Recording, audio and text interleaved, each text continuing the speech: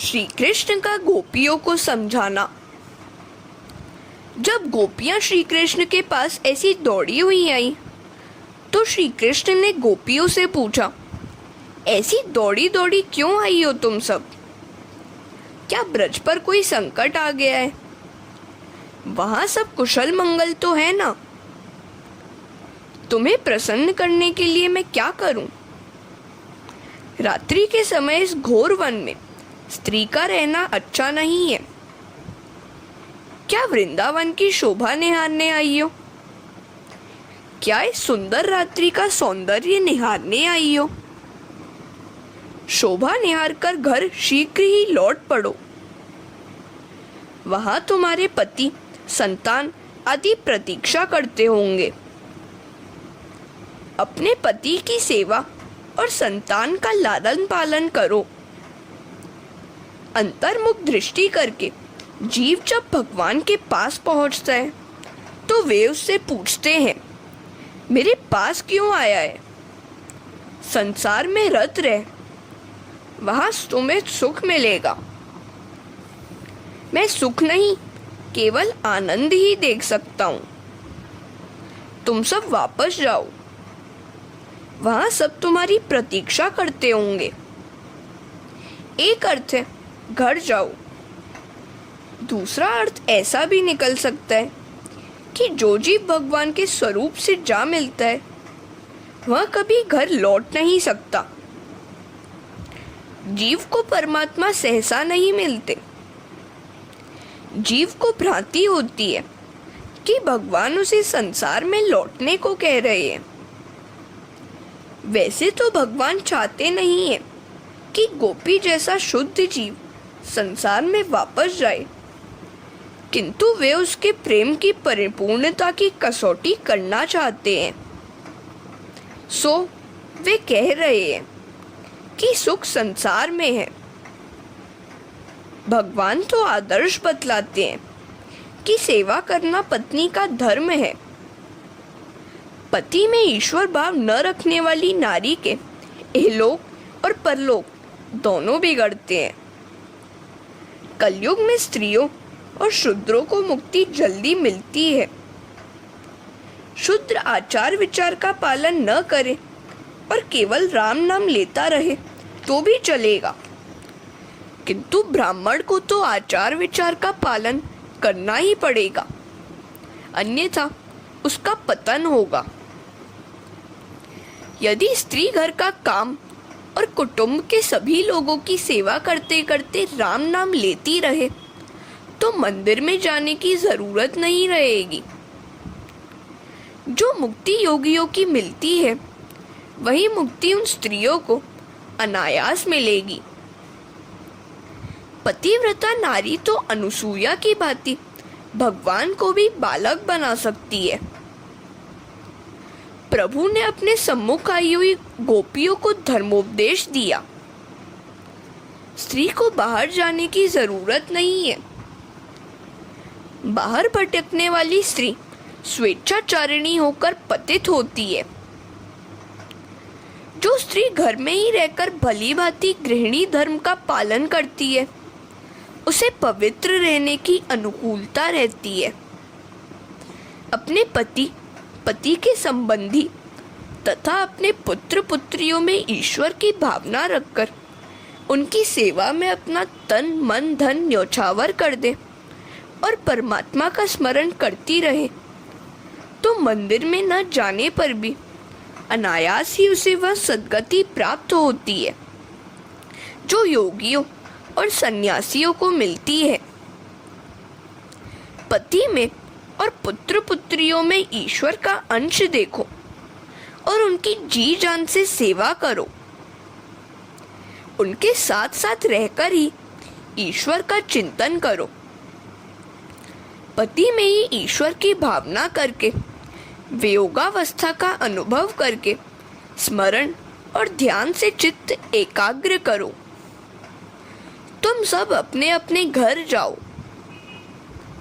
माता अनुसूया ने पति सेवा के बदले ही ब्रह्मा, विष्णु, महेश को बालक बना दिया था। पतिव्रता धर्म सबसे बड़ा है। हरे कृष्णा। एक पतिव्रता नारी अपने पति की जी जान से सेवा करती थी। एक दिवस उसके पति काम धंधे से निवृत्त होकर बड़ी रात बीते आए। बहुत थक गए थे, तो पत्नी ने अपनी गोद में उनका सिर रखकर उन्हें सुला दिया।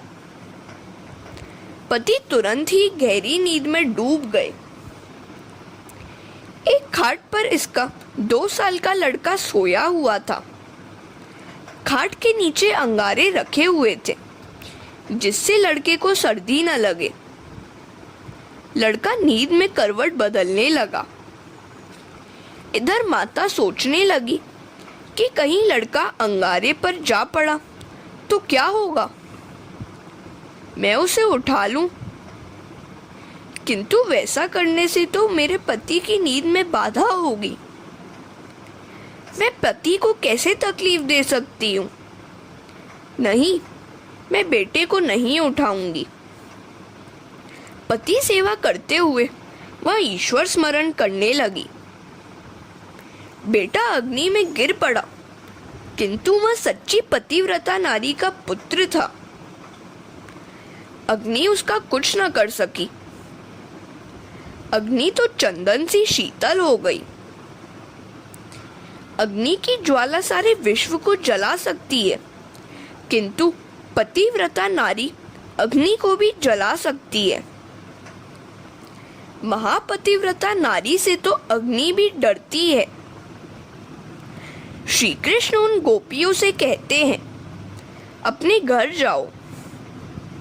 उस महान पतिव्रत धर्म को छोड़कर यहाँ क्यों आई हो? अपने पति और संतान को भगवान का अंश मानकर उनकी प्राणपण से सेवा करोगी तो घर में रहने पर भी तुम्हारा कल्याण ही होगा। श्री कृष्ण आगे कहते हैं, मेरे संयोग की अपेक्षा मेरे वियोग में तुम्हें कई गुना अधिक सुख मिलेगा। वियोगावस्था में मेरा भली भांति ध्यान स्मरण होता रहेगा और प्रेम भी अधिक पुष्ट होगा। संयोगावस्था में दोष दर्शन शुरू हो जाता है। वियोगावस्था में गुणों का ही स्मरण चिंतन होता रहता है। तुम्हारा प्रेम शुद्ध होगा तो तुम मेरे स्वरूप को प्राप्त कर सकोगी। अपने पति और संतानों को छोड़कर यहाँ दौड़ आना ठीक नहीं है, उचित नहीं है। ध्यान की आरंभावस्था में साधक का चित्त चंचल होने के कारण उसे चारों ओर अंधेरे का ही दर्शन होता है, ईश्वर रूपी प्रकाश का नहीं। यदि वह निराश न होकर प्रयत्न करता रहे तो अंधकार चीरकर प्रकाश अवश्य आएगा। भगवान ने गोपियों को घर लौटने की आज्ञा दी तो उन्हें दुख हुआ। आज भगवान ऐसे निष्ठुर क्यों हो गए हैं? उन्होंने भगवान से पूछा कि आज आप ऐसे क्यों हो रहे हैं? भगवान ने उनसे कहा, देह का स्वामी पति है। इस शरीर का कोई पिता होगा, पति होगा, किंतु आत्मा का पिता पति कोई नहीं होता। आत्मा का धर्म है प्रभु से मिलन। इस प्रकार भगवान ने उनको देह धर्म का उपदेश किया। तो गोपियां प्रभु को आत्म धर्म का उपदेश देने लगी। आप आज ऐसे निष्ठुर क्यों हो गए हैं? आप ही ने तो गीता में कहा है कि जो भी भाव से आपकी सेवा पूजा करता है उसे आप मिलेंगे। तो फिर अब हमें घर क्यों लौटाया जा रहा है? आप तो पतित पावन और दया सागर हैं। ऐसी श्रद्धावश हम आपके चरणों में आई थी, अब आप ऐसे कठोर क्यों हो गए हैं? हमने संसार के सभी विषयों का मन से त्याग करके आपके चरणों की शरण लेने का अटल निश्चय किया है। सभी विषयों का मन से त्याग करके भगवान के चरण में जाने वाला जीव ही गोपी है। हरे कृष्णा। त्यक्त्वा शब्द विषयों का शारीरिक त्याग दर्शाता है और संत्यज्य शब्द विषयों का मानसिक त्याग, असाधारण त्याग दर्शाता है। हम सभी विषयों का शारीरिक और मानसिक त्याग करके आपके चरणों में आई हैं। आपके लिए हमने सर्वस्व का त्याग किया।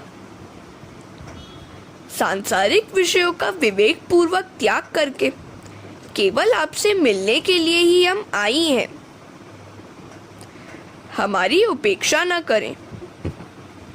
हमारे मन में आपके सिवाय और कुछ भी शेष नहीं है। जिसके मन में ईश्वर के सिवाय अन्य कुछ भी नहीं है, वही गोपी है।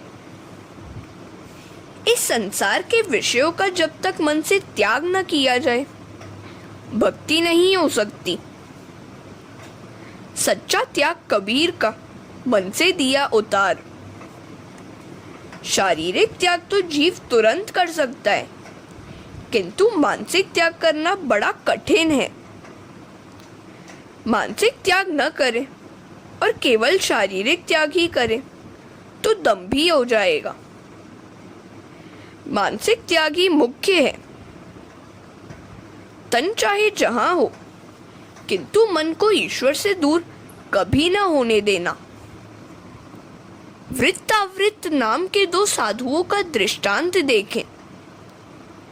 वे दोनों यात्रा कर रहे थे, प्रयागराज की दिशा में जा रहे थे।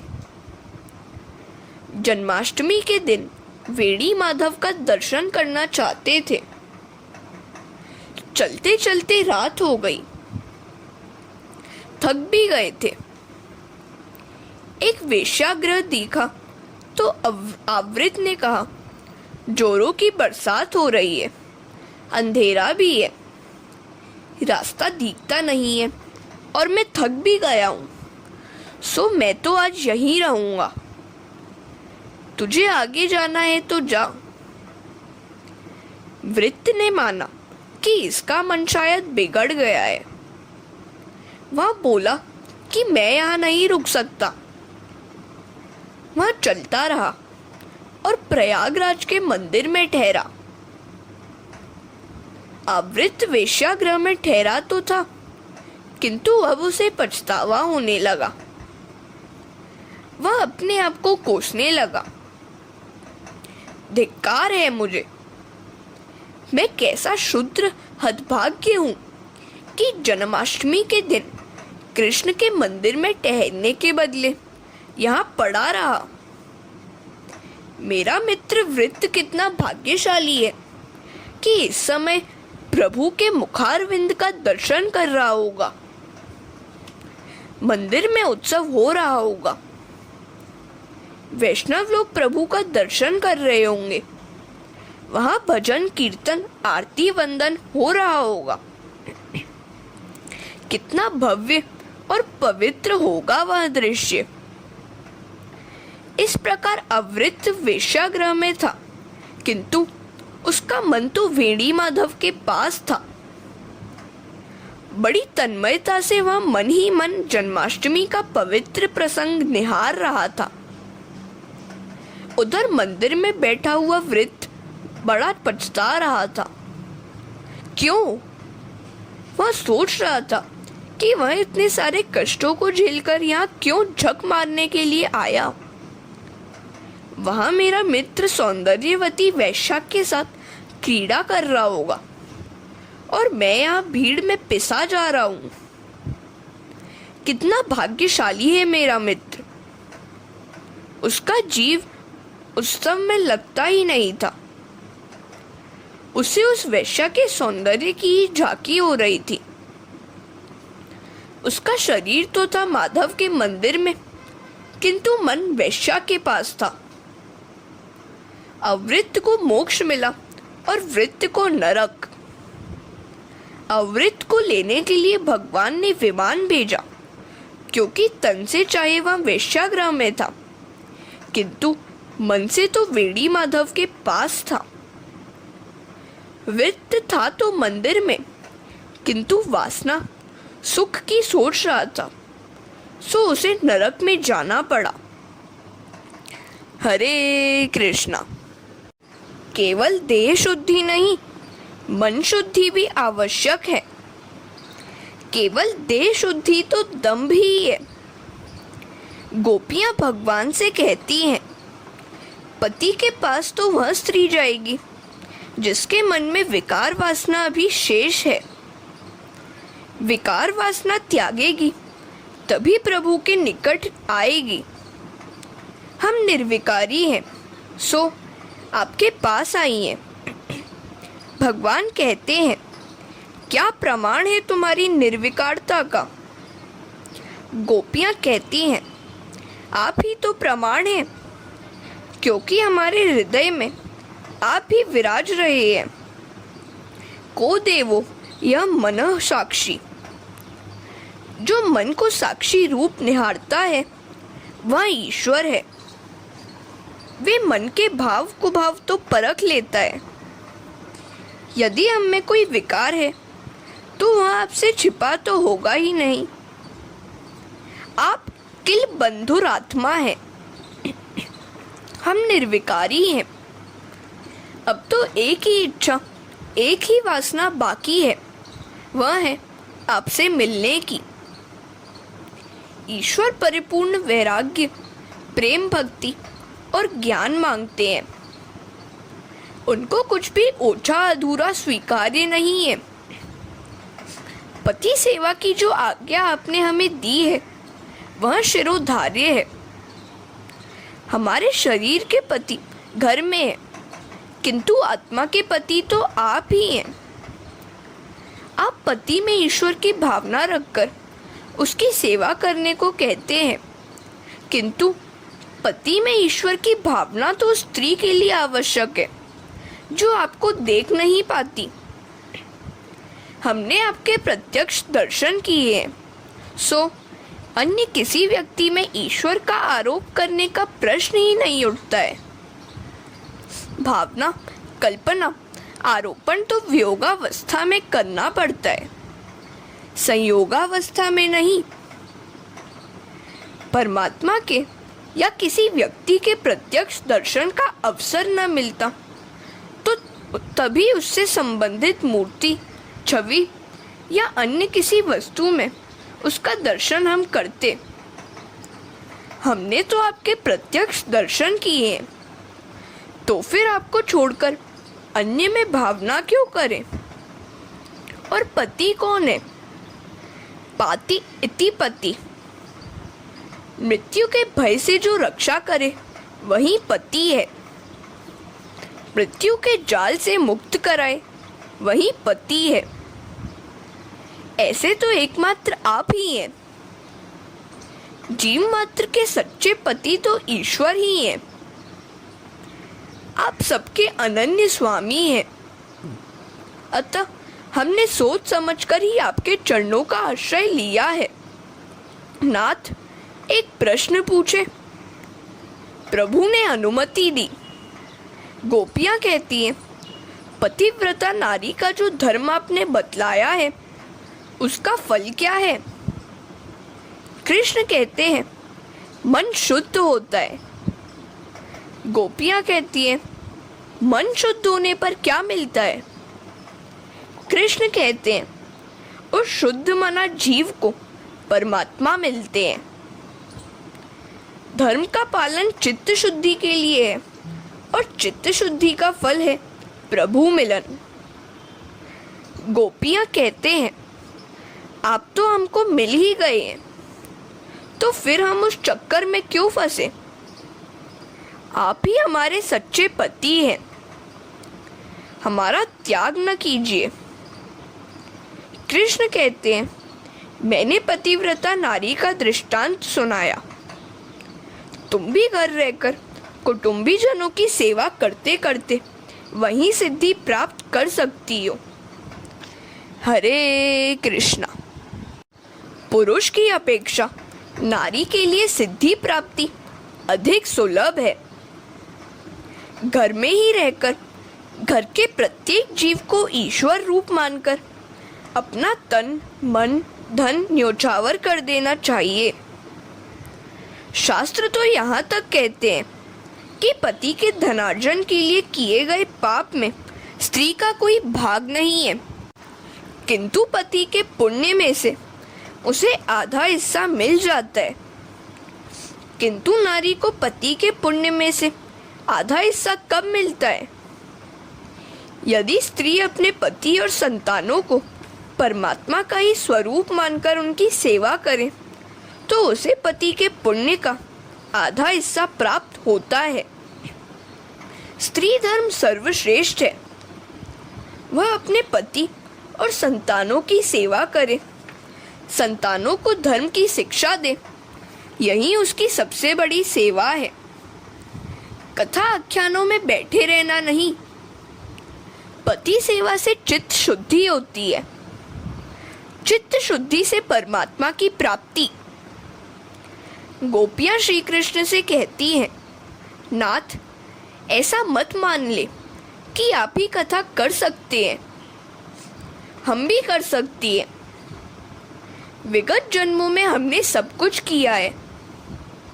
कथा आख्यान कीर्तन भजन सुनते सुनते हम तक हार गई, फिर भी आपकी एक झांकी तक न मिली।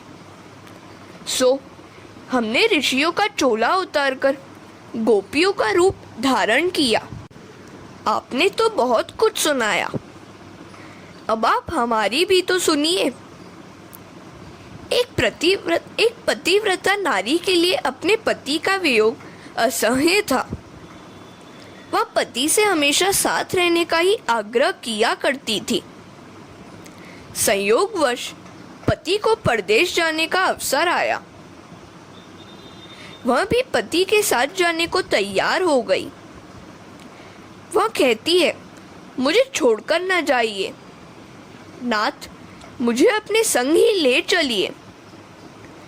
पति उसे समझाने लगा, देवी मैं कामकाज के लिए बाहर जा रहा हूँ, वहां तुझे कैसे ले जाऊं?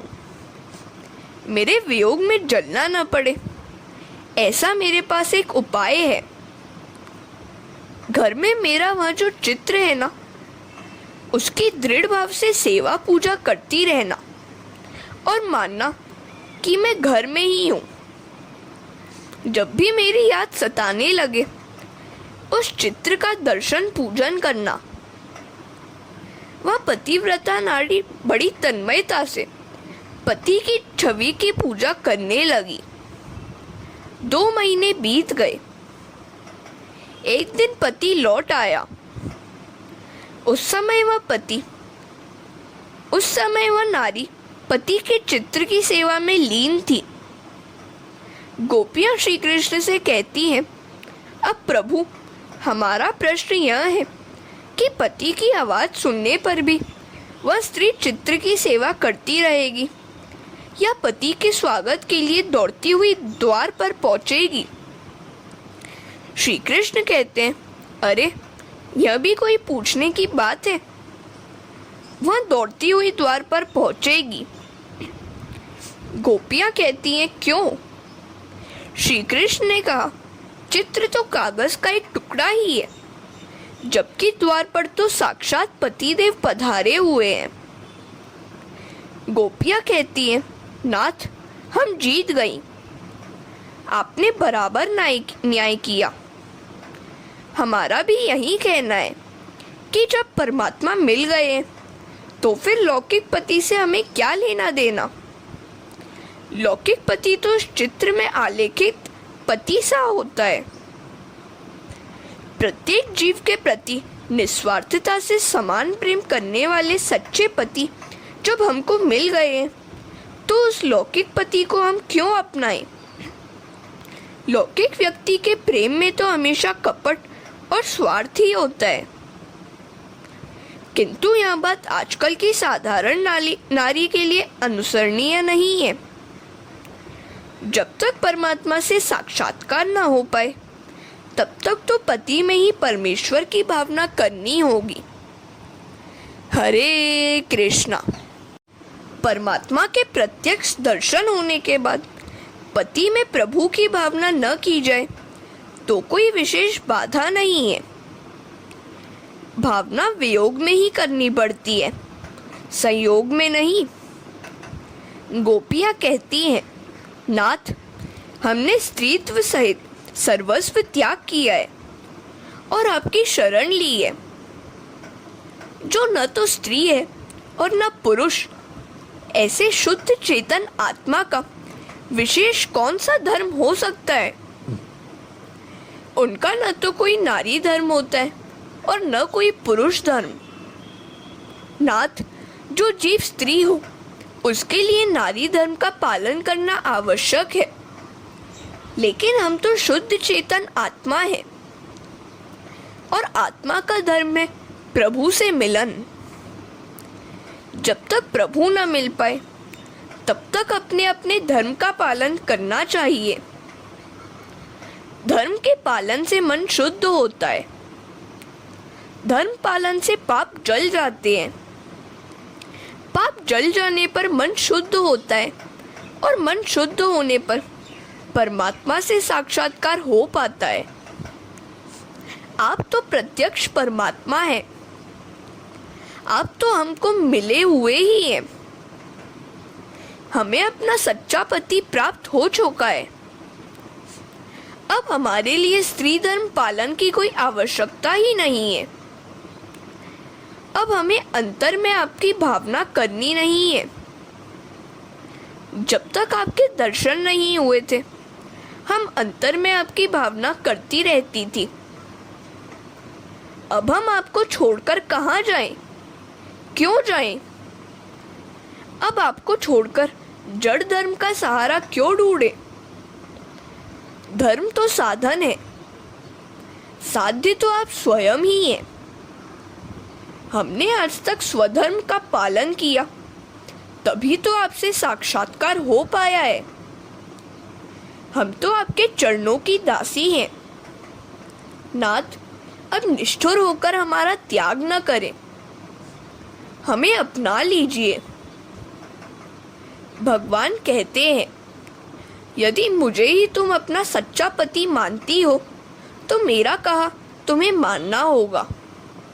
जाओ, घर जाकर पति संतान की सेवा करो। यदि लौकिक पति स्वार्थी हो, फिर भी मेरी आज्ञा है कि उसी की सेवा करो। गोपियाँ कहती हैं, हजारों जन्मों तक यह सब कुछ झेलकर हम थक गई हैं।